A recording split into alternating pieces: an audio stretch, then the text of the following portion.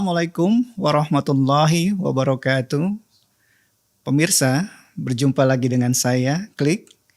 Kita akan berbincang-bincang mengenai hal-hal yang aktual yang terjadi di masyarakat kita, hal-hal yang viral yang terjadi di media sosial, dengan pandangan yang luas, cerdas, ilmiah, dan menarik tentunya.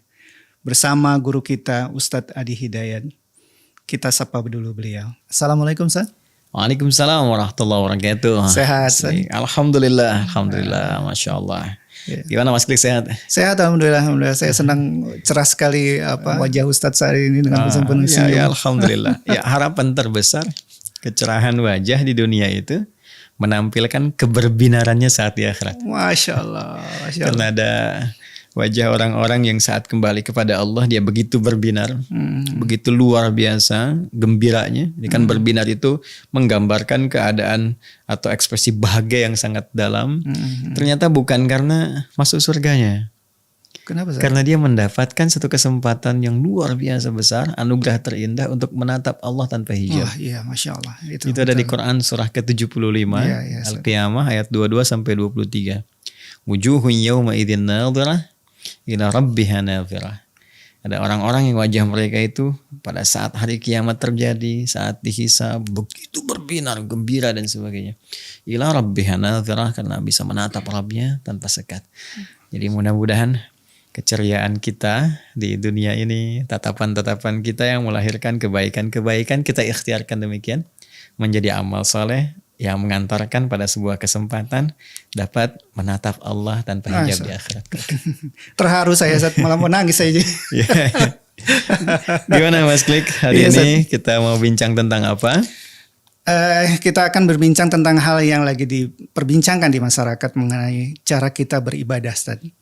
Jadi ada pernyataan bahwa khususnya doa. Jadi ada pernyataan bahwa kita nggak perlu berdoa dengan bahasa Arab karena Tuhan kita bukan orang Arab, Ustaz. Ya, baik. Nah, ini menarik, Ustaz.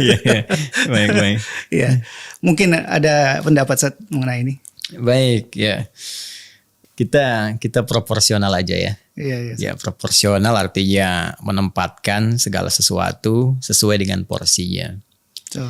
Ya, karena itu saya sering katakan bahwa siapapun dapat menghadirkan satu pernyataan, dan dengan pernyataan itu kemudian kita bisa menilai lewat perangkat pengetahuan yang telah Allah anugerahkan kepada kita. Lalu apa yang menarik? Yang menarik adalah jika pernyataan dimaksud mengandung nilai-nilai kebenaran, maka hikmahnya adalah Allah menghadirkan petunjuk kepada kita untuk mengikuti hal dimaksud dalam meningkatkan ketakwaan kepada Allah. Namun sebaliknya, jika satu pernyataan tidak mengandung nilai kebenaran, maka di antara hikmahnya boleh jadi Allah ingin membuka sesuatu yang lebih besar lagi, sekaligus mengoreksi hal-hal yang keliru di masyarakat, sehingga dengan itu semakin meningkatkan kedekatan kita kepada Allah dengan cara yang lebih berkualitas. Ya, karena itulah masih ingat Mas Klik, Nabi membimbing kita dengan satu doa yang sangat luar biasa, ya kan? Allahumma arinal haqqa haqqan warzuqna ittiba'ah wa arinal batila batilan warzuqna ijtinabah.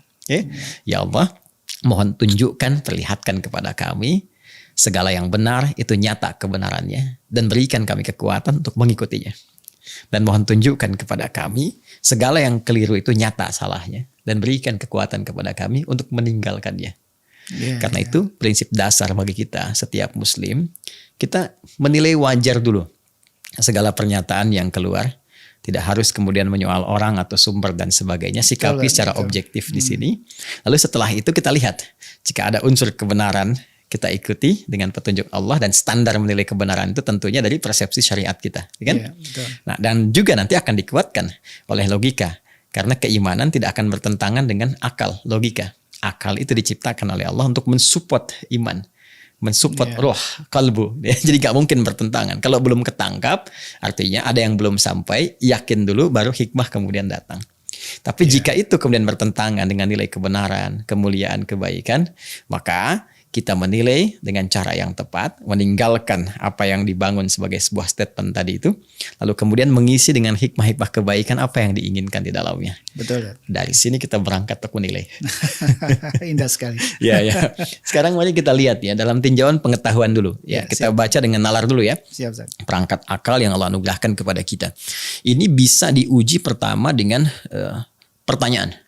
Jadi menguji benarnya pernyataan, salah satunya nanti dalam ilmu logika, di mantik itu kita bisa uji lewat pertanyaan. Yep. Kita ambil contoh begini misalnya. Anda tadi mengutip pernyataan, bukan Anda mengatakan ya. Anda mengutip pernyataan, ya, Tuhan itu bukan orang Arab. Itu pernyataan. Kita susul dengan pertanyaan, lantas orang mana? Nah, bisa terjawab gak? Kan? Nah, kalau itu melahirkan kebingungan dan sulit mencari jawaban, maka ini menunjukkan bahwa pernyataan yang dibangun itu rapuh. Ada persoalan. Karena sifat akal itu akan mengejar.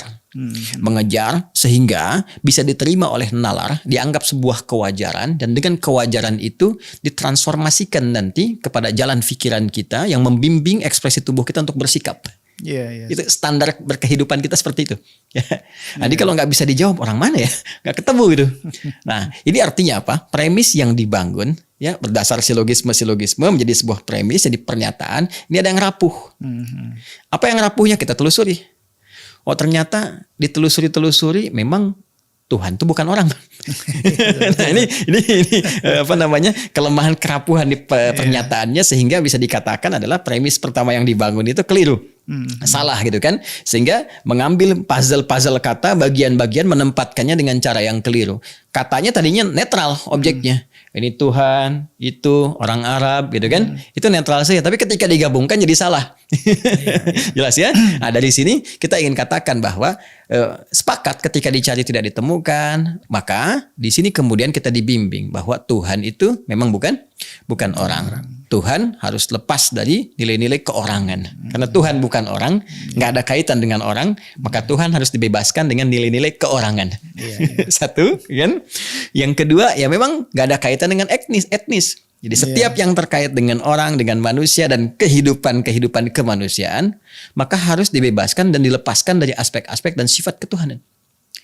Karena itulah di dalam Al-Quran kita temukan Allah Subhanahu wa Ta'ala, Tuhan yang kita yakini dengan syahadat kita, dengan kesadaran kita, dengan ucapan dan keyakinan kita, asyhadu an la ilaha illallah wa asyhadu anna Muhammadar Rasulullah. Allah sendiri mengatakan dalam Al-Quran bahwa Allah adalah Khalik, Sang Pencipta. Quran surah ke-15 ayat ke-28. Ya, ketika Allah berfirman, wa idz qala rabbuka lil malaikati inni khaliq.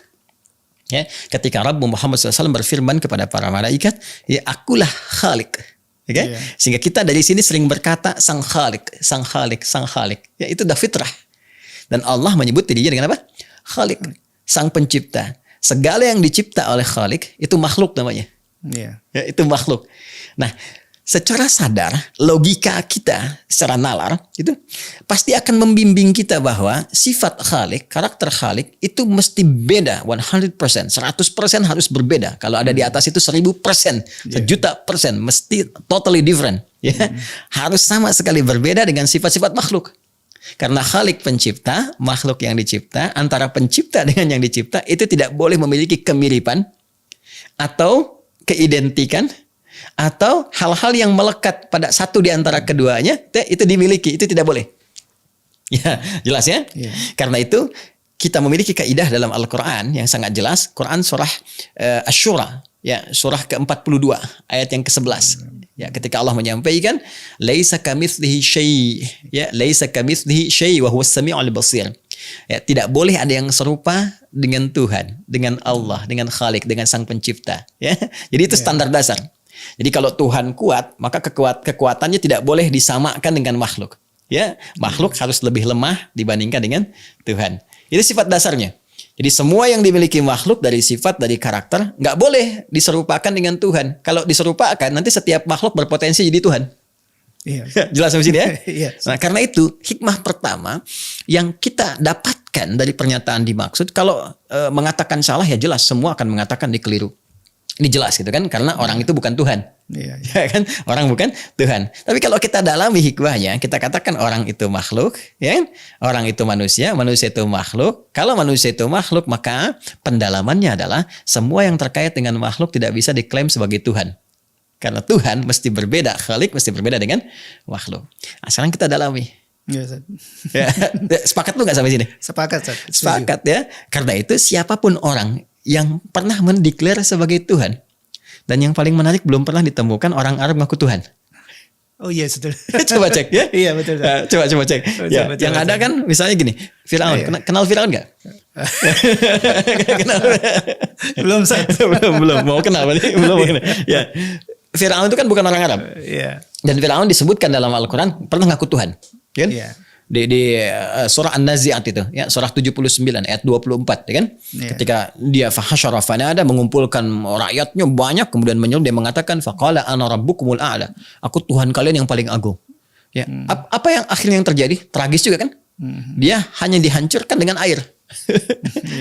Allah jadikan air untuk memberikan pesan kepada dia ya, sekaligus pelajaran kepada siapapun yang merasa tinggi bahwa ini aku turunkan air aja kamu sudah hancur ya. Dan dia menyadari akhirnya dia keliru ya. Namrud misalnya, Namrud itu di Babilonia ya, di Mesopotamia lampau, di Irak masa lampau, dia punya kekuasaan yang sangat dahsyat sampai menjangkau sebagian Turki itu ya, di kaum Ur dan sebagainya. Dia pernah ngaku Tuhan juga. Ya, Quran surah kedua Al-Baqarah ayat 258. Dan dia pernah mendebat Nabi Ibrahim, ketika Nabi Ibrahim mengatakan akulah yang menuhankan Allah Subhanahu wa taala, dan Tuhanku itu bisa menghidupkan, bisa mematikan. Alam tara ilal ladzi hajja Ibrahim, ya kan? Apakah engkau tidak pernah menyimak kisah bagaimana Ibrahim itu ya berdebat, berdiskusi untuk menetapkan ketuhanan yang hak. Ya, ketika dia berkata Rabbiyalladzi yuhyi wa yumit, ya Tuhanku yang bisa menghidupkan, mematikan. Qala ana uhyi wa umit, dia berkata aku pun bisa menghidupkan, mematikan. Wah, alhamdulillah Mas Klik gak hidup di masa itu. Wah, ya, kalau enggak bahaya tuh. Jadi dia panggil dua prajuritnya, dia katakan nih, yang satu kemudian dia tembas pakai pedang, meninggal, yang satu dia biarkan hidup. Dia katakan nih, menghidupkan, mematikan. Kata Nabi Ibrahim, Tuhanku bisa menjadikan matahari terbit dari timur, terbenam di barat. Coba kalau kamu Tuhan, buktikan, balikan itu. Terbitkan di barat, terbenamkan di timur. Fabuhital ladzi kafar, maka orang ingkar ini, ya orang ngeyel ini kemudian terdiam, ya terpaku dan menyadari dirinya bukan Tuhan. Dan untuk memberikan pelajaran yang sangat dahsyat, Allah cuma kirimkan nyamuk. Makanya Allah tidak merasa kecil ketika memberikan contoh tentang nyamuk. Quran surah kedua Al-Baqarah ayat 26. Ya innallaha la yastahyi ay yadriba mathalan ma ba'udatan fama fawqaha. Jadi dikirimkan nyamuk, hancur tuh yang aku Tuhan. Jadi kecil-kecil, satu air, satu nyamuk, satu Masya Allah. Satu air, satu apa? Nyamuk kan? Nah, sekarang pertanyaannya, Namrud orang Arab bukan? Bukan kan? Jadi pernah ada orang yang ngaku Tuhan, tapi diberi pelajaran oleh Tuhan yang sesungguhnya, hancur seketika. Baik ya.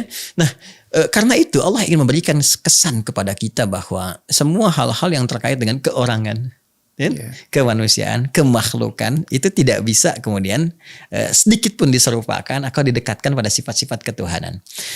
Karena itu, kalau kita sudah sepakat sampai di sini, berarti kita juga sepakat bahwa semua yang terkait dengan sifat-sifat Tuhan mesti beda total dengan sifat-sifat makhluk. Sepakat nggak? Sepakat. Oke. Kalau Tuhan kuat, kekuatannya harus sama atau tidak dengan makhluk? Jelas tidak sama. Tidak sama ya? Oke. Kalau makhluk berpasangan, Tuhan berpasangan tidak? Harusnya tidak. Harusnya tidak kan? Jadi ya harusnya memang tidak. Karena kan harus beda. Kan kita sepakat harus beda. Kalau sama atau ada kemiripan, berarti makhluk berpotensi di Tuhan. Ini jadi salah. Kan kita menuhankan itu karena kita mengetahui bahwa ini sungguh di luar ya kemampuan kita, di luar kekuatan kita, maha segalanya. Karena itu kita menuhankan. Kalau tidak, untuk apa kita menuhankan? Ya, kalau ada satu potensi di makhluk, ya kekuatan-kekuatan, ya lantas kemudian diserupakan dengan Tuhan, maka makhluk bisa berpotensi di Tuhan, itu berbahaya. Ya itu telah ditepis oleh Allah Tuhan yang sesungguhnya. Oke, kita kembali. Laisa kamitslihi syai', Quran surah 42 ayat 11. Ya kan? Nggak boleh ada yang serupa, yang sama dengan Tuhan. Itu standar dasar. Baik. Kalau manusia berpasangan, Waslik berpasangan, ya kan? Laki-laki dengan perempuan, suami istri. Hewan ada pasangan nggak? Berpasangan. Baik. Jantan, betina. Tumbuhan? Juga dengan putik, caranya. benang sari, gitu kan? Bahkan kehidupan juga warna berpasangan. Hitam, putih, malam, siang, baik, buruk kan? Betul. Nah, semua itu makhluk kan? Iya. Berarti kalau makhluk berpasangan, Tuhan nggak boleh berpasangan kan? Iya. Quran surah 51 ayat 49. Wa min kulli syai'in khalaqna zawjaini la'allakum tadhakkarun. Dan semua yang aku cipta, kata Allah, semua aku jadikan berpasangan supaya kalian sadar cuma aku yang tidak punya pasangan. Iya. Yes? Nah, yang tidak punya pasangan, satu-satunya yang tidak punya pasangan, tidak punya turunan disebut ahad namanya. Iya. Ya, jadi dia harus maha. Ya, Tuhan itu harus maha, harus tunggal, harus satu. Kalau satu tunggal itu bahasa singkatnya apa namanya? Apa? Bahasa Indonesia yang singkat padat. Esa kan? Esa. Ya kan? Berarti kalau dia esa, dia tunggal, harus maha kan? Iya. Karena maha nggak boleh ada dua, ada tiga, nggak boleh bercabang. Maha itu kan artinya harus dimiliki segalanya di satu titik itu. Iya. Ya, kalau kita katakan Tuhan yang maha esa, artinya maha tunggal, maha satu. Karena itu kita orang Islam di Indonesia memahami Pancasila, ketuhanan yang maha esa, itulah sifat ketuhanan yang benar. Kenapa? Harus satu, nggak boleh bercabang, nggak boleh berketurunan dan sebagainya. Iya. Sepakat seperti itu? Sepakat. Ustaz. Baik ya, bahasa Arabnya disebut ahad namanya. Jelas ya? Iya. Oke, yang kedua, kalau sifat, kan tadi orang ya, disebutkannya orang kan tadi. Iya, Baik, orang itu manusia kan? Iya. Ustaz. Baik, manusia menikah tidak? Menikah. Menikah, oke. Umumnya fitrahnya ada pernikahan, ya kan? Keberpasangan, melahirkan keturunan berarti ya? Iya. Ustaz. Baik, berarti manusia berpotensi melahirkan. Iya. Berarti dari melahirkan itu lahir apa? Keturunan. Keturunan manusia lagi kan? Manusia lagi. Berarti ada yang dilahirkan ya? Iya, betul. Sifat manusia melahirkan, dilahirkan. Sifat orang. Iya. Kita sepakat di awal tadi Tuhan bukan orang. Iya. Berarti Tuhan itu boleh melahirkan tidak? Nggak boleh, Ustaz. Nggak boleh kan? Kenapa? Karena melahirkan sifat siapa? Sifat manusia. Sifat manusia, sifat orang. Ya, Iya, karena sifat Tuhan bukan orang, maka Tuhan tidak boleh Iya. melahirkan. Sekarang kalau Tuhan nggak boleh melahirkan, Tuhan boleh nggak dilahirkan? Nggak boleh juga. Kenapa? Kalau dilahirkan berarti ada Sifat orang. Sifat orang. Kan kita sepakat di awal bahwa Tuhan itu harus beda, totally different, ya kan? Harus beda 100% dengan makhluk. Karena Tuhan itu beda, maka nggak boleh sama dengan keadaan makhluk. Iya. Jadi kalau makhluk manusia orang itu melahirkan dan dilahirkan, maka Tuhan tidak boleh melahirkan dan tidak boleh hasil dari proses kelahiran. Iya. Jelas kan? Iya, Ustaz. Baik ya. Sekarang saya uji lagi nih. Kan kita bicara orang. Iya, Ustaz. Ya. Sekarang gini. Manusia itu bisa berdiri sendiri nggak?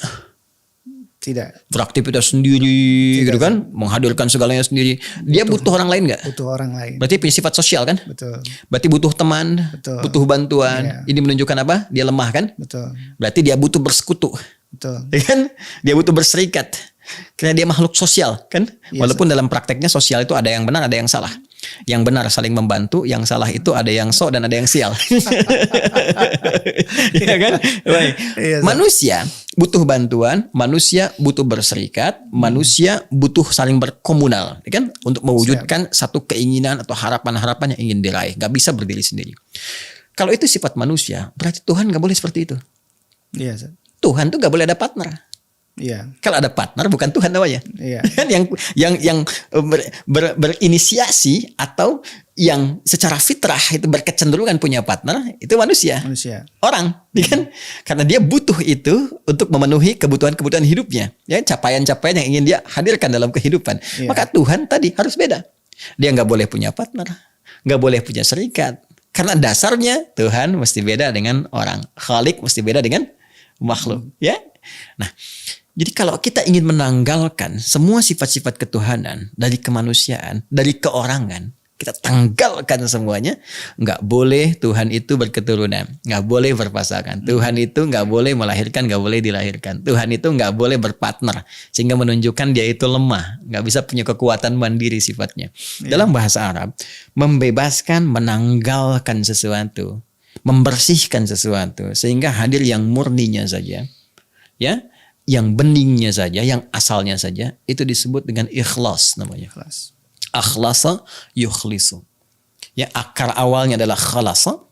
Khalasa itu sesuatu yang bening, bersih, nggak bercampur dengan apapun. Orang Arab mengatakan hadzal ma'ul khalis. Ini air yang bening. Ya, Iya, bukan air iya. putih. Kalau air putih pakai susu. Saya pengen air putih Ustaz, ya kasih susu. Iya. Air bening yang bening, bersih, itu ma'ul khalis namanya. Al ma'ul khalis. Kan? Nah, kalau kita ingin membersihkan air misalnya, yang bercampur, taruhlah ada kopi misalnya atau ada pasir macam-macam, kita ingin bersihkan dengan proses kimia tertentu sehingga muncul beningnya saja, maka orang Arab menambahkan hamzah berharakat fathah di depannya. Ya, dari kata khalasa, kata kerja asalnya, tambah hamzah harakat fathah, maka kha-nya jadikan sukun, jadi akhlasa. Akhlasa yukhlisu. Sifat keadaannya yang bening, yang bersih, yang gak bercampur dengan apapun lagi disebut ikhlas namanya. Al-Quran di surah ke-112. Surah yang langsung Allah turunkan satu surah sekaligus, ya kan? Diberi nama dengan Al-Ikhlas, ada alif lamnya di situ. Iya. Ya, menunjukkan sifat ma'rifah, sesuatu yang khusus. Dan di dalamnya Allah ingin menjelaskan kepada kita bahwa ada sifat-sifat Allah di ayat ini akan disampaikan kepada kita yang harus dibebaskan, ditanggalkan dari segala hal yang terkait dengan makhluk, sehingga yang muncul yang murninya saja sifat-sifat Allah yang tidak sama dengan makhluk. Baik, tadi kita sepakat kalau makhluk berpasangan, Tuhan mesti apa? Tunggal kan? Tunggal. Ya, tunggal. Esa kan? Betul. Bahkan di Pancasila ketuhanan yang Maha Esa. Nah, Maha Esa itu tadi saya katakan dalam bahasa Arab namanya apa? Ahad. Ahad. Ya, ada wahid, ada ahad, ya kan? Ahad satu-satunya yang tidak boleh mendua, berketurunan, bercabang dan sebagainya. Maka pembuka surat Al-Ikhlas dibuka dengan apa? Qul huwallahu ahad. Oke. Yang kedua, karena satu itu, kalau Anda ingin meminta sesuatu, Tuhan kan pusat permohonan. Ya kan? Nanti kan Anda ingin susulkan kepada pembahasan tadi dalam doa kan, Anda singgung di awal, ada doa dan sebagainya. Kalau doa itu memohon pada satu titik atau banyak titik? Satu titik. Harus satu titik kan? Satu titik. Ya, nggak mungkin Anda mohon ke banyak begini kan? Pasti ada satu. Walaupun banyak ini tujuannya kan satu bisa merespon.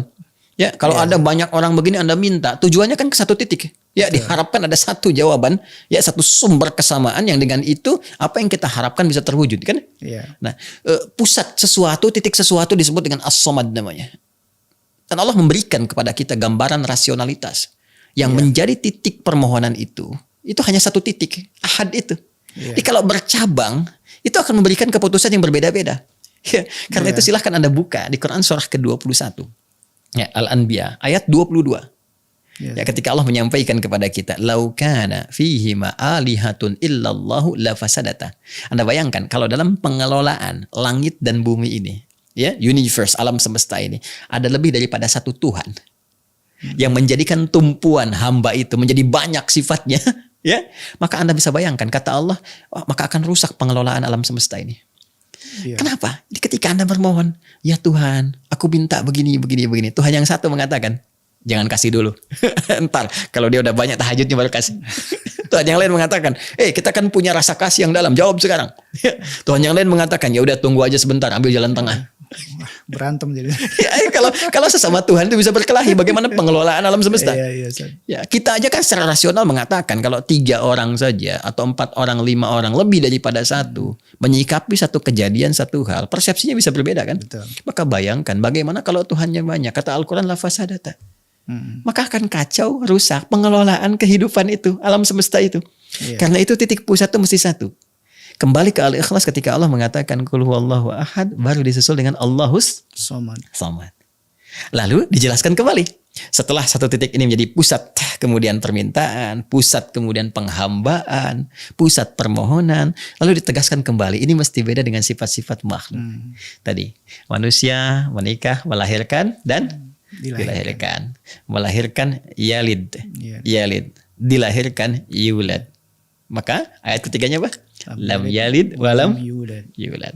Oke, makhluk, orang butuh partner, butuh sekutu, ya, butuh bantuan, punya sifat sosial dan sebagainya. Allah nggak boleh membantu sesuatu, berpartner, kemudian menyinergikan, menambah kekuatan dari pihak-pihak lain, itu namanya kufu. Maka ayat terakhir mengatakan walam yakul lahu kufuwan ahad. Dia nggak boleh punya partner.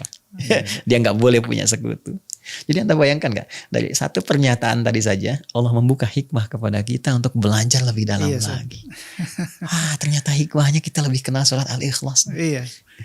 Dan saya jadi sadar Ustaz, bahwa kenapa Allah menurunkan dengan bahasa Arab, karena bahasa Arab itu sangat luas ternyata Ustaz.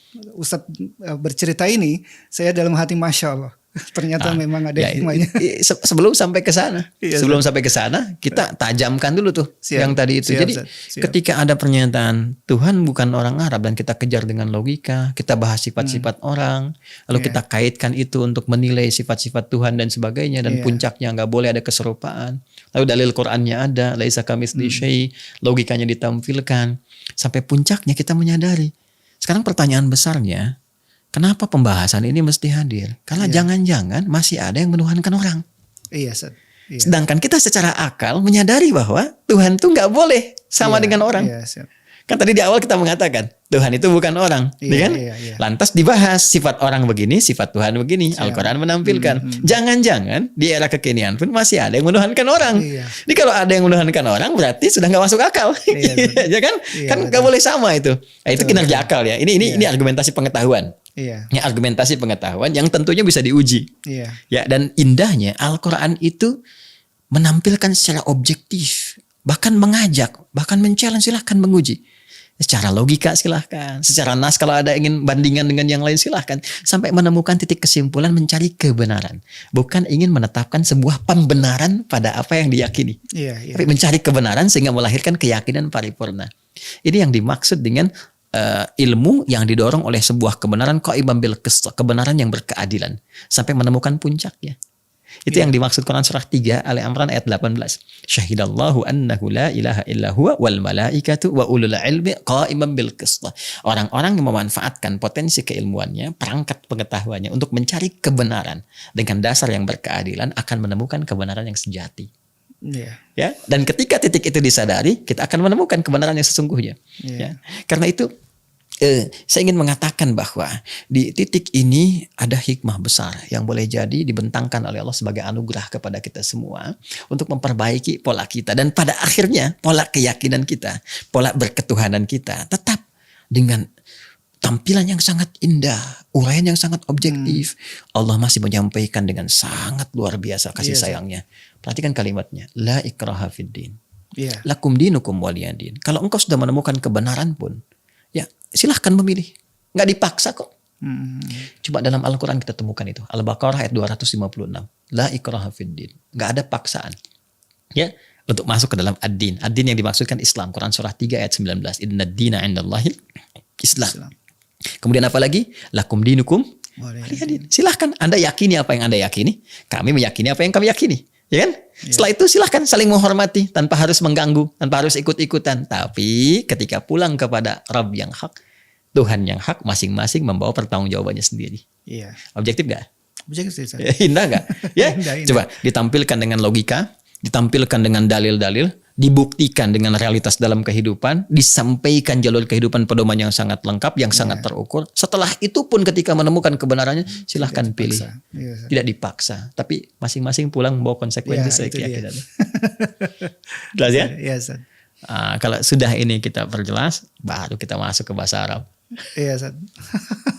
Ya? Ini jadi pelajaran akidah kita sekarang. Oh iya, Masya penting Allah. tuh. Alhamdulillah di Mira kita bahas ini. Iya, Ini kalau iya, ngaji di Mira yang tiap subuh itu kita bahas, iya. ini sudah hantam insya Allah. Bahkan ada Iya, Ustaz. ujian. Iya, Ustaz. Ya. Dalam sekali. Ya. Sekarang Keren. gini, Mas Klik, sekarang saya yang tanya nih. Waduh. Anda kan sering Gemeter nih mengklik. saya, Ustaz. Anda sering mengklik saya, makanya disebut Mas Klik gitu. Iya, Ustaz. Iya. Sekarang kenapa sih, gitu kan? Dalam ibadah itu kita menggunakan bahasa Arab, Iya. ya kan? Sholat pakai bahasa apa? Arab. Ustaz. Adzan pakai bahasa apa? Arab. Quran bahasa apa? Arab. Kenapa harus bahasa Arab? Nah, itu yang mau saya tanya ke Ustaz. Iya. Oke, iya kan? Iya. Nah, sebetulnya sih sederhana, kita bisa menjawab ya karena nabinya diturunkan di Arab. Iya. Ya, masa iya Nabi turun di Arab, Allah tetapkan dengan bahasa Inggris, kan nggak mungkin itu ya. Iya, iya, Allah tetapkan dengan bahasa Sunda gitu kan, Iya. sehingga menjadi Sunda Empire di bentangan Jazirah Arab, kan nggak mungkin Iya, juga iya, gitu ya. Jadi kan harus ada harus ada kesesuaian dengan lisan qaumi, bahasa Al-Quran itu dengan lisan atau tutur bahasa kaumnya. Ya, Nabi diturunkan, dipilih, ya lahir di Arab, maka dengan menggunakan bahasa perangkat setempat. Tapi nalar kita itu bisa menerawang jauh. Kan bisa aja Allah mengutus nabinya bukan di Arab. Iya, itu pertanyaan dasar, Ustaz. Ya, bisa di Asia, Iya. di Persia, di Eropa misalnya, ya, dan sebagainya, bisa di Roma. Iya. Hikmahnya apa? Saya mau ambil hikmah kebahasaannya dulu. Ya, nanti hikmah sejarah secara tata letak geografisnya untuk menampilkan dahsyatnya kebenaran risalah Islam, kita bisa hadirkan secara singkat. Ya, saya ingin masuk ke dalam bahasanya dulu. Ternyata dipilihnya Nabi Muhammad SAW yang telah Allah tetapkan dengan menyertakannya ya bahasa yang digunakan oleh beliau dan kaumnya pada masa itu, yaitu bahasa Arab, sebagai bahasa yang akan digunakan dalam nilai-nilai syariat, itu ternyata mengandung hikmah yang sangat tinggi. Saking tingginya Allah pilih itu ada satu ayat yang Allah tegaskan di Quran surah ke-12, surah Yusuf, ayat kedua. Inna anzalnahu Qur'anan Arabiyya la'allakum ta'qilun. Ya, sungguh demi keagunganku kata Allah. Ya, kalau ada inna itu inna taukid, inna pendeknya taukid, harfu nasbin wa taukidin tansibul isma wa tarfa'ul khabar mabniun 'alal fathi la mahalla lahu minal i'rab. Kan? Huruf yang menguatkan untuk menancapkan informasi dalam jiwa dan enggak boleh ragu sama sekali.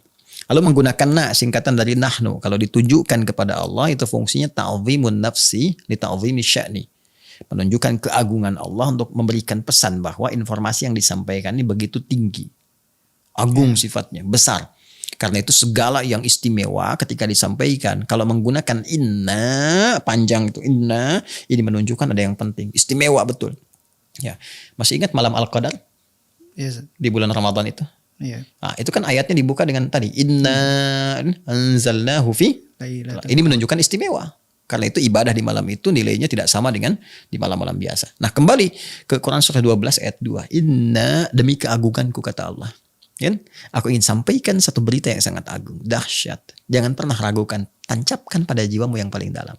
Anzalnahu Qur'anan Arabiyya. Ya, kami turunkan Al-Qur'an itu dengan menggunakan bahasa Arab. Apa tujuannya? Ternyata yang ditekankan di situ bukan karena nabinya orang Arab. Karena Nabi Muhammad lahir di Arab, bukan. Yang ingin ditekankan oleh Allah, la'allakum ta'qilun, supaya kamu pintar. Iya, ta'qilun tadi saya. Supaya akal kamu bekerja.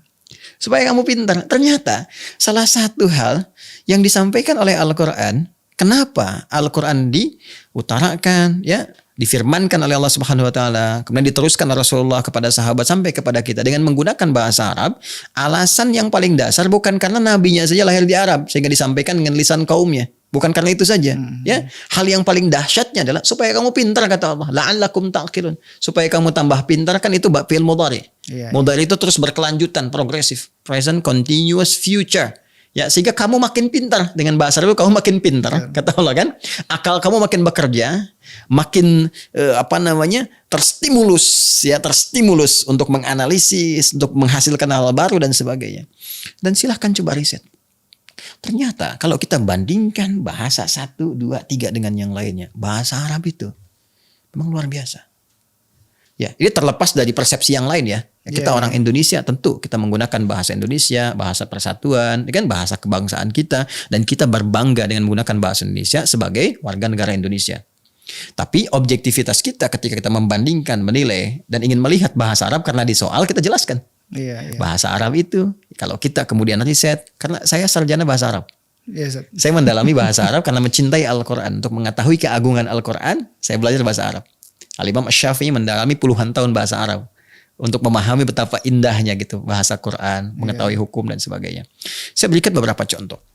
Pertama, bahasa Arab menjadi istimewa karena menjadi satu-satunya bahasa yang semua hurufnya itu keluar dari semua tempat penyimpanan huruf dalam tubuh kita. Iya, betul. Di dalam diri kita ini kan ada suara yang keluar. Ya, suara yang keluar itu disebut bunyi. Ya kan? Bunyi itu kan sumbernya ada tempat suara, ada pita suara dari dalam ini. Terus pita suara itu kan ketika disupport oleh udara masuk, beredar dalam tubuh kita melalui rongga tertentu, ya. Nanti ada pita suara mencerna itu, keluar kan dari lisan kita, keluar jadi bunyi. Dari bunyi kalau bermakna kan jadi kata-kata, jadi kalimat dan sebagainya, itu kan? Itu kan melewati beberapa tempat. Semua tempat-tempat itu ketika dilewati oleh bunyi tadi akan mengeluarkan ciri khas. Ciri khas itu yang kemudian menjadikan satu dengan yang lainnya bunyi bisa berbeda.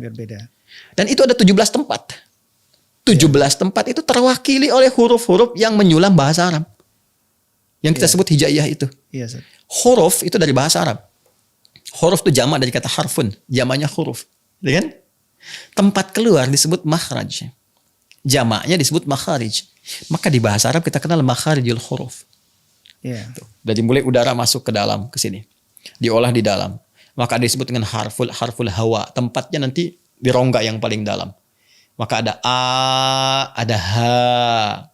Kalau naik ke atas lagi, misal dengan cepat saja. Di sini misalnya, di sini ada ha, ada ain, gitu kan? Halak, gitu kan? Nah ini di kerongkongan kita di sini ada halak, ha, ya. Naik lagi ke atas lagi misalnya ada ghain, gha, ada qaf, ya. Sampai ke bibir, sampai ke sini masih ada tuh mim, ya, mim, waw, ba. Itu ada di sini. Itu semua tempat dijelaskan. Dan dahsyatnya, walaupun setiap huruf keluar dari tempat yang sama, ha dengan ain makhrajnya sama, kan? Mim, waw itu makhrajnya sama, ya dari bibir. Ha kemudian ain dari sini, dari wasatul halak di tengah-tengah tenggorokan di sini, ya. Tapi ciri khasnya berbeda, sehingga keluar bunyinya nggak sama. Ha, ya kan? Ha, beda kan? Betul. Nah itu disebut sifat namanya. Karakter, sifat yang membedakan huruf satu dengan yang lainnya.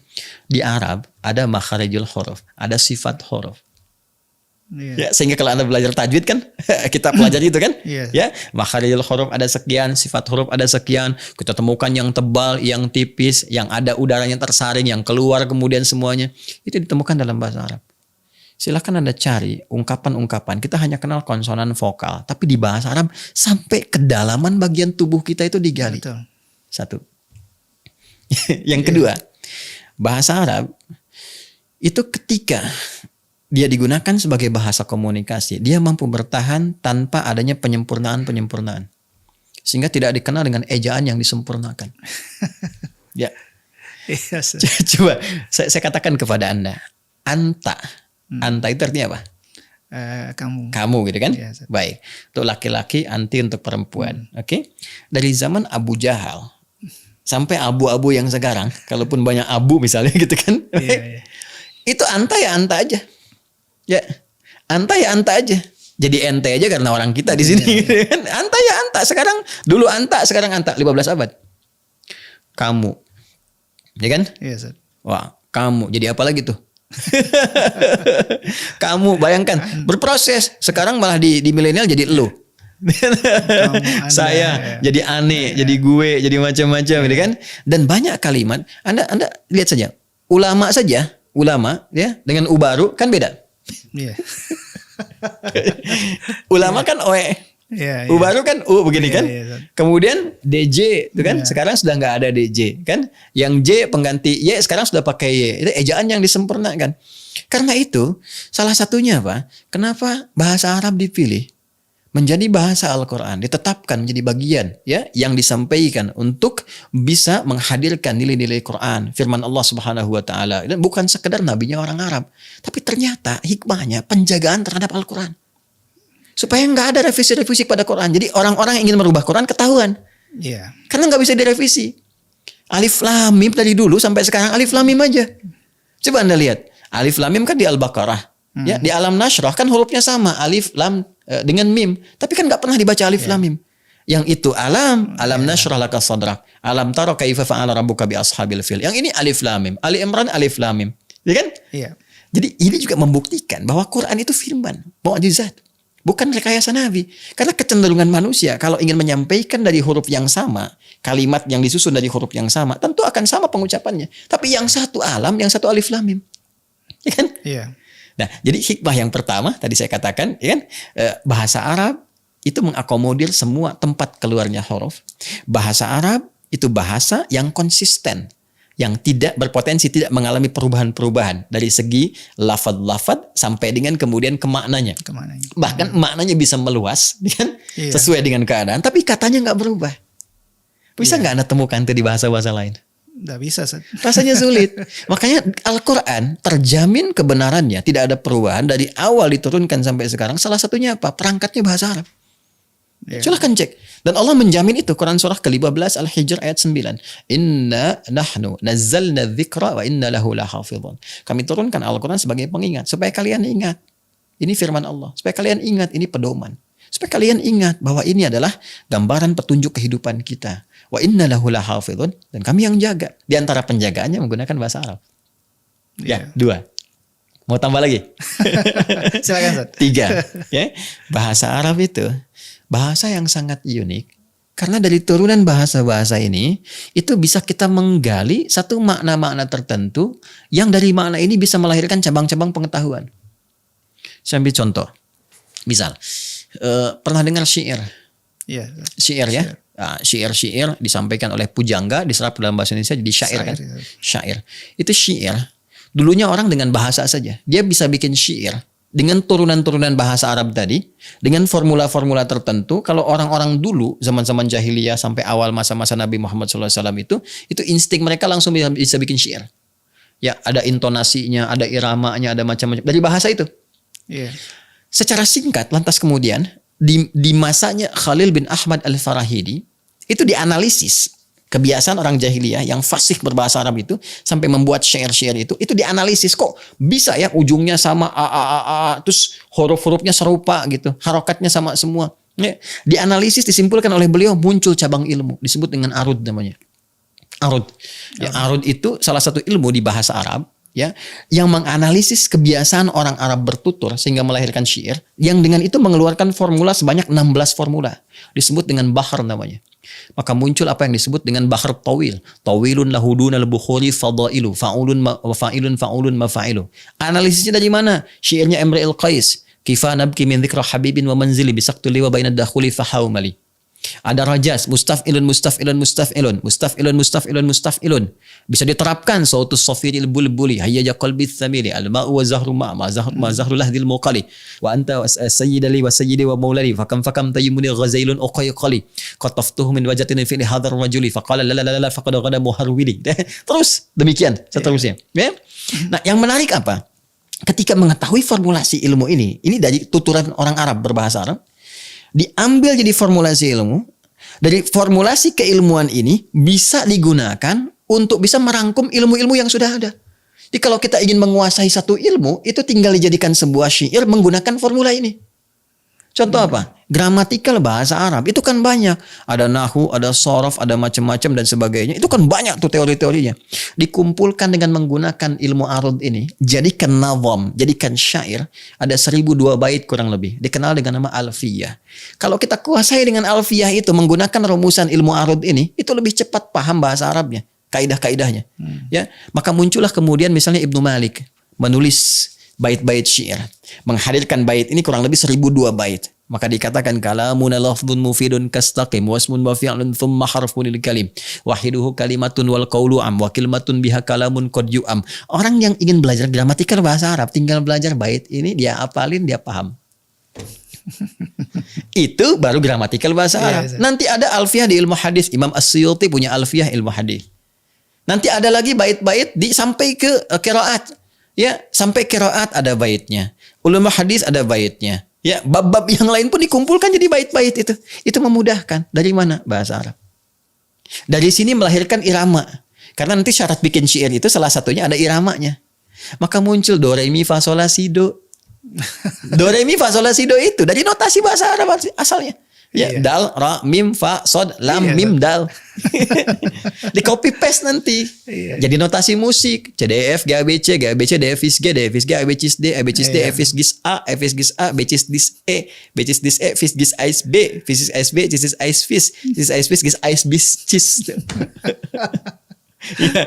Saya enggak suka musik ya, tapi saya hafal gitu. Saya tahu karena saya belajar untuk teori-teori itu, guna meriset apa hukum musik, apa ini, apa itu. Jadi kita pelajari itu semua. Nah, itu baru 3. Dan melahirkan banyak hal gitu. Ya, bisa jadikan rumusan keilmuan. Makanya orang Arab dulu kalau ingin mengetahui sesuatu, dia bikin syair. Ya, melihat Mas Klik aja itu bisa bikin syair sendiri. Ya, itu bisa bikin syair sendiri itu. Makanya Umar bin Khattab itu memberikan satu gambaran kepada kita sampai ulama-ulama menyitir banyak pernyataan beliau. Kalau ingin tahu keilmuan orang-orang Arab, lihat syairnya. Bahkan lebih tajam lagi kalau kita ingin tahu ada kejadian apa 150 tahun sebelum Nabi lahir, ya, suatu sore di tempat A, lihat syair orang Arab yang sedang ada di situ. Ya. Nah, karena itu orang-orang yang bersyair, para penyair itu sangat dihargai di masa jahiliyah dulu. Sampai syair yang terbaiknya ditulis dengan tinta emas, digantungkan di Ka'bah. Yang kelak diganti dengan kain kiswah bertuliskan kaligrafi Quran itu. Iya, iya. Nah, jadi kalau Anda bertanya kenapa harus dengan menggunakan bahasa Arab? Salah satunya itu, ya, bukannya salah satu itu, salah tiga ya. Tadi saya sampaikan tiga. Ya, jadi satu tadi udah, yang kedua juga udah, ketiga udah, yang keempat ini yang paling menarik. Ketika dibawa ke dalam nilai-nilai ibadah, itu lebih terasa kehusyuannya. Dan kenikmatan penunaian ibadahnya akan berbeda. Paling gampang gini lah, jangan dulu masuk ke sholat lah ya. Atau bahkan ke Quran. Adzan aja. Coba adzan deh. Anda misalnya mau gunakan bahasa apa? Bahasa Sunda. Yes. Ya. Allah anu agung, Allah anu agung. Pakai Betawi. Tuhan gua gede, Tuhan gua gede. Iya. Ya, pakai bahasa Indonesia. Allah maha besar, Allah maha besar. Iya. Gunakan bahasa Arab. Iya. Allahu Akbar, Allahu Akbar. Bagaimana rasanya kepada jiwa? Iya. Sekarang bawa ke Quran. Iya. Makanya ketika dibacakan Quran dengan bahasa Arab, orang yang nggak tahu bahasa Arab pun bisa nangis, Pak. Iya, betul. Dibacakan dengan benar. Tadi makharijul hurufnya, hukum harakatnya, di mana ada bahasa itu bisa dibahas sampai detil. Harakatnya sekian harakat, fathah, kasrah, dhammah. Dhammahnya kalau bertemu ini jadi begini. Terus kalau ada ketemu huruf mati jadi begini, muncul hukum mad. Madnya dibagi nanti ada jaiz munfasil, jaiz munfasil dengan mad wajib muttasil. Ini sekian harokat, sekian harokat. Ini madnya kalau di ujung ada mad arid lisukun. Di mana ditemukan begitu? Dan ketika aturan itu dipelajari, yang paling dahsyat, Anda benar belajar tajwid itu menjadikan lisan kita fasih. Fasih. Yes. Makanya kalau orang yang terlatih dari semua makhraj itu berpotensi menguasai bahasa-bahasa yang lain. Itu rahasia yang kelimanya. Jadi kalau kita terlatih mengeluarkan semua potensi di tempat keluarnya huruf, akan mudah kita bicara dengan bahasa yang lain. Makanya kalau bahasa Arab ini dikuasai, ini riset ya. Kita menguasai bahasa Arab dengan benar nih, keluar dari makharijul hurufnya. Anda jangan kira orang Arab semuanya bisa begitu, belum tentu. Gak semua orang Arab bisa bahasa Arab fasih. Apalagi yang kekinian. Ya, kok bisa Ustadz? Ya semua orang Indonesia aja belum tentu bisa bahasa Indonesia. Betul. Jadi kalau itu dilatih keluar dari semua aspek-aspek tempat keluarnya huruf itu, maka berpotensi mudah menguasai bahasa yang lainnya. Dan ketika dikuasai itu jadi fasih sekali bahasanya. Dia keluarnya itu yang aspek kelimanya. Ya, karena itu kekhusyuan didapatkan ketika Anda baca Al-Qur'an. Ya, Quran surah ke-8 Al-Anfal ayat yang kedua itu. Innamal mu'minuna alladzina idza dzukirallahu wajilat qulubuhum wa idza tuliyat 'alaihim ayatuhu zadatuhum imana wa 'ala rabbihim yatawakkalun. Ya, sungguh insan beriman yang sejati itu ada cirinya. Kalau diperdengarkan nama Allah ada getaran dalam jiwanya. Kalau dibacakan ayat-ayat Allah kan Al-Qur'an. Bahasa apa? Ya, bahasa Arab. Zadathum imana. Imannya jadi bergejolak tuh. Ada kekhusyuan, ada respon. Wa 'ala rabbihim yatawakkalun. Dari situ ada dorongan untuk mendekat kepada Rabbnya. Ya, karena itu beda ketika kita mengucapkan Allahu Akbar. Ya, setelah bacakan ayat, surah, termasuk dalam doa. Karena itulah ada doa-doa yang memang langsung dicontohkan dari Al-Quran berbahasa Arab. Oleh hadis-hadis ini berbahasa Arab. Kenapa? Dengan tujuan-tujuan tertentu. Ada hikmah tertentu. Dan dahsyatnya pun, ini yang tidak banyak orang tahu. Ketika Allah mewajibkan satu doa atau ibadah tertentu menggunakan bahasa Arab, maka Allah berikan kelengkapannya untuk memudahkan itu dipahami, dicerna, bahkan dihafalkan. Saya tanya pada Anda, ya? Yes. Kita sholat kan? Bahasanya pakai bahasa apa? Bahasa Arab. Semua di muka bumi sholat pakai bahasa Arab. Orang Jepang bahasa Arab, ya. Asia umumnya bahasa Arab. Kemudian Amerika semua umumnya bahasa Arab. Saya katakan umumnya semua gitu ya, mencakup semua. Bahkan sampai Afrika sampai semua bahasa Arab. Ya, bukan hanya menunjukkan tanda persatuan. Risalah yang benar, semua satu arah, satu sisi, gitu kan? Menghadap pada kiblat yang satu, menuju pada Tuhan yang satu. Tapi yang paling dahsyat adalah ketika menggunakan bahasa Arab, kan tidak pernah orang mengeluh susah. Semua dijadikan mudah. Kok bisa gitu? Padahal sholat kan isinya doa semua. Makanya dalam fikih sholat disebut dengan doa. Itu hikmahnya. Ketika Allah mewajibkan, dibikin mudah. Dibuat gampang. Bagi yang ingin berdoa dengan bahasa Arabnya. Kalau nggak pengen jadi susah juga. Ya, semua kan kalau kembali ke keinginan kita jadi mudah kan. Tapi yang paling dahsyat itu, apa yang kita kerjakan itu disupport kemudahannya oleh Allah. Ya. Dan yang paling dahsyat, Ustadz, semua kalau pengen juga bisa jadi mudah. Lihat, Al-Quran. Semua pengen hafal Quran. Tapi apakah semua yang ingin hafal Quran bisa jadi mudah? Belum tentu. Iya, betul. Ya, tapi yang paling dahsyatnya adalah Allah berikan perangkat kemudahan. Tinggal kita ambil perangkat itu sehingga Al-Quran jadi mudah kita hafalkan. Al-Quran bahasa Arab, jangan salah. Iya. Yang terjemahan tuh itu yang bahasa Indonesia itu terjemahan namanya, ya kan? Al-Qur'annya bahasa Arab. Isinya banyak doa, Rabbana atina fid dunya hasanah, Rabbana la tu'akhidhna in nasina aw akhtana dan sebagainya, banyak. Tapi yang paling dahsyat, walaupun ayatnya banyak 6.236 ayat, tapi Allah berikan perangkat kemudahan. Dan dijamin lagi. 4 kali disebutkan jaminannya. Quran surah 54 ayat 17, 22, 32, 40. Walaqad yassarnal Qur'ana lidzikri fahal mim mudzakir. Jadi karena itu nggak ada di muka bumi ini. Silahkan riset. Satu kitab suci manapun di muka bumi ini yang bisa begitu mudah dihafalkan oleh semua kalangan. Yang bisa melihat, hafal. Yang penglihatannya ditutup dari maksiat sehingga nggak bisa melihat, ya itu hafal. Yang kecil hafal, yang muda hafal, yang senior hafal. Ya. Al-Quran. Ya. Nah, ini yang ingin saya berikan gambaran. Jadi kenapa ada bagian-bagian doa baik dalam bentuk ibadah ritual ataupun doa-doa umum yang menggunakan bahasa Arab, bukan karena nabinya orang Arab, bukan sekedar nabinya orang Arab sehingga memberikan petunjuk dengan bahasa Arab, bukan sekedar itu, tapi ada hikmah-hikmah yang tidak tercover maknanya kecuali dengan menggunakan bahasa Arab itu. Ya, ada bagian tertentu yang kita nggak bisa ganti gitu karena nggak bisa tercover. Ya, bahkan nggak bisa tercover oleh terjemahan. Saya ambil contoh begini, Anda baca Al-Baqarah ayat kedua, ya setelah alif lam mim itu kan, dzalikal kitabu la raiba fihi hudal lil muttaqin. Anda lihat terjemahannya. Di terjemahan itu diterjemahkan kitab ini, dzalikal kitab. Sedangkan kata dzalika bahasa Arab artinya apa? Itu. Oh iya. Ini bahasa Arabnya hadza. Ya, dzalikal kitab terjemahannya kok bisa kitab ini. Kenapa? Karena di kata dzalika itu punya 3 unsur. Dza yang menunjukkan hadza. Li lamul bu'di kaful khitab. Karena saat ayat Quran diturunkan, banyak yang menuduh Nabi Muhammad. Bukan cuma meragukan. Mereka meragukan Nabi, menuduh Nabi penyair, Nabi merekayasa Quran, itu cuma buatan Muhammad SAW. Turun kemudian pernyataan dari Allah. Bantahan sekaligus penegasan. Hey, kitab ini, li jauh kak dari apa yang kamu tuduhkan. Dari apa yang kamu bayangkan. La raiba fi, gak ada keraguan di dalamnya. Dan kamu nuduh tanpa bukti. Tuh, baru dzalika tuh. Bisa nggak tercover dengan bahasa kita? Panjang dan mungkin nggak mananya lain. Iya. Karena itu bahkan kita serapkan bahasa-bahasa Arab itu untuk bisa mengcover semua makna ini. Bahkan dalam nama. Ya, saya Adi Hidayat misalnya. Hidayah itu berapa kan maknanya banyak sekali. Bisa petunjuk, pedoman, kemudahan, ya kan? Ya nikmat-nikmat, rahmat, curahan itu kan banyak sekali di situ maknanya. Kan nggak mungkin saya rubah nama Adi yang mendapat petunjuk, kemudahan, kerahmatan, kebaikan. Berapa banyak karakter yang saya tuliskan. Ya, ada nama misalnya Asep Abdurrahman. Terus ganti aja, jangan ke Arab-Araban. Asep hamba Tuhan yang maha pengasih, penyayang, yang kasihnya begitu luas. Kan terlalu banyak di akte. Nah, jadi kalau ada doa-doa tertentu ingin kita panjatkan dan Rasulullah menunjukkan itu, artinya ada hikmah di balik doa itu. Ada sesuatu yang sangat besar, dahsyat, yang kadang-kadang nggak tercover dengan terjemahannya. Dan kita mohonkan dengan bahasa hati kita.